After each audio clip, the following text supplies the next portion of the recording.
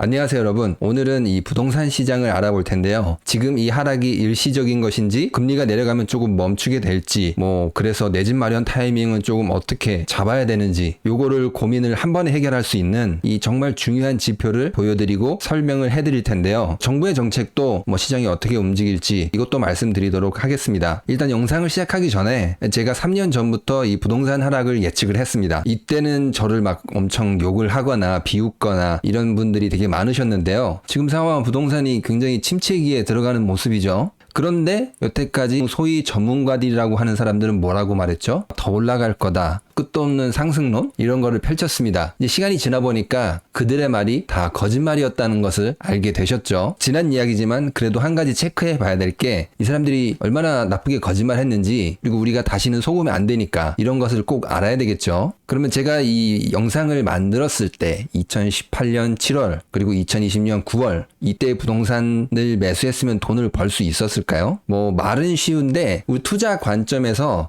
우리 매수 타이밍과 매도 타이밍이 있잖아요. 이게 무릎에 사서 언제 팔아야 되죠? 어깨에 팔아야 되죠. 한 2014년에서 2016년이 무릎으로 보이고 2020년, 21년이 매도 타이밍으로 적절합니다. 2020년 이후에 말한 사람들, 이 사람들은 사실상 거짓말을 한 것입니다. 아니면은 부동산 시장에 대해서 1도 모르는데 그냥 조회수라든지 아니면은 인기를 끌어보기 위해서 돌팔이 이런 사람들인 거죠. 2018년, 2019년도 괜찮았을까라는 걸 생각해 봤을 때 그렇게 적절한 타이밍은 아니었던 것 같습니다. 투자로 치면은 무릎은 아니고 한 가슴 정도? 2019년에서 2021년이 지금 거래량이 폭발하는 게 보이시나요? 이게 서울 아파트 거래량인데 이 거래가 무슨 거래일까요, 여러분? 이게 나가는 거래량입니다. 좀 영리한 투자자들은 2014년, 최소한 2016년 전에 매수를 하고 2019년부터 2021년 사이에 나가는 그런 모습입니다. 그러니까 2019년에서 2021년 집을 산 사람들은 다 받아냈다는 거죠. 2018년도 기회일 수도 있었는데 거의 어깨까지는 아니고 배꼽 위에서 가슴 사이 정도로 그렇게 안전한 투자 타임이라고 해야 될까요? 이제 그런 건 아니었습니다. 그리고 지금 2021년 이후에는 거래량이 거의 실종됐습니다. 그러니까 이제 물 떠다 놓고 하늘에 비는 수밖에 없는 이제 그런 상황이 된 거죠. 사실 이렇게까지 만든 거는 저는 언론의 그런 작전 세력이라고 할까요? 이들이 사실상 작전 세력이었다라고 저는 생각합니다. 우리나라 언론들은 기본적으로 대기업의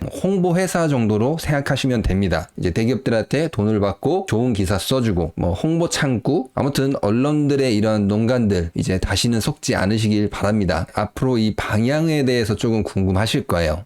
지난 건 지난 거고 이제 앞으로 방향은 얼마나 하락할까 혹은 얼마나 상승할까 이것에 대해서 궁금하실 텐데, 일단 첫 번째, 금리는 부동산 시장하고 상관이 없습니다. 금리를 이제 많이 올려서 부동산이 하락했다고 하는데 그것도 일부 일리가 있지만, 반대로 그러면은 금리를 내렸을 때 부동산이 상승할 수 있을까? 이것에 대해서는 노라고 말할 수 있습니다. 금리하고 부동산은 상관관계가 없습니다. 제가 보여드리도록 할 텐데요. 지금 보시는 그래프는 이 서울 아파트 가격과 이제 금리 변동을 나타낸 그래프입니다. 좀 연동성이 있어 보이시나요? 제가 자세히 구간별로 보여드리도록 하겠습니다. 일단 보시면은 이게 금리 상승 구간입니다. 2006년부터 2008년 전까지 금리 상승 구간. 여러분 기억하실 거예요. 2004년, 2006년 글로벌 금융위기 전까지 부동산이 많이 상승을 했어요. 사실 이때 부동산도 상승을 했지만 금리도 같이 상승을 했거든요. 그러니까 꼭 금리가 상승한다고 부동산이 하락하지는 않아요. 그리고 다음 구간, 이 금리가 하락하는 구간 보이시나요? 2011년부터 한 2014년인데 이때는 금리가 하락하는데 부동산 시장이 크게 반응을 하지 않아요. 금리가 내려간다고 반드시 부동산이 상승하진 않는다는 것입니다. 그리고 이제 2021년 그리고 최근까지 금리가 많이 상승을 했죠. 그런데도 부동산은 2021년 상반기 정도는 계속 상승을 했어요. 금리가 상승하는데도 부동산이 상승했다는 거예요. 그러니까 이번에 이제 미국이 금리를 많이 올렸기 때문에 다시 내릴 수 있다. 이것을 생각하시는 분들도 있을 거예요. 그래서 부동산이 또 상승하지 않을까? 이런 약간의 기대를 가지시는 분이 있을 텐데요. 그 기대는 그냥 고이 접어서 호주머니에 잘 보관하시기 바랍니다. 그런 일은 절대 발생하지 않을 것입니다. 그러면은 무엇을 무엇을 봐야 되냐, 무엇이 이 부동산 시장을 결정하냐, 이거를 알려드릴 텐데요. 이거 딱 하나만 보시면 됩니다. 수출 증감률, 수출 데이터를 보면 됩니다. 수출이 증가할수록 부동산이 상승을 하고 수출이 감소할수록 부동산은 하락을 합니다. 이게 이유가 뭐냐면은 수출이 되면 기본적으로 외부에서 뭐가 들어오죠? 달러가 들어오죠. 돈이 들어온다는 겁니다. 유동성이 공급이 된다는 거예요. 반대로 수출이 나빠진다. 그러면 돈이 어떻게 되죠? 밖으로 빠져나갈 수밖에 없어요. 그러니까 유동성이 빠져나간다는 거예요. 자산 가격도 영향을 받는다는 겁니다. 수출이 좋아져야 부동산이 상승을 하고 수출이 나빠지면은 부동산은 어떤다? 하락한다 라는 것입니다. 제가 비교를 해보면은 2006년부터 2008년까지 이 수출이 살짝 어떻게 돼요?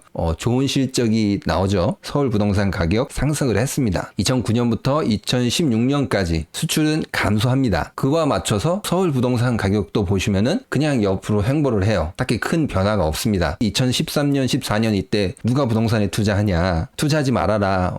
깡통 전세 있다. 뭐 이런 이야기들 막 흉흉했어요. 그리고 2016년부터 어때요? 2018년까지 또 수출이 상승을 합니다. 이러니까 부동산이 어느 정도 탄력을 받고 상승을 했어요. 그런데 노란색 그래프 보시면은 2018년부터 2019년까지는 수출이 감소를 하죠. 근데 부동산이 상승을 했어요.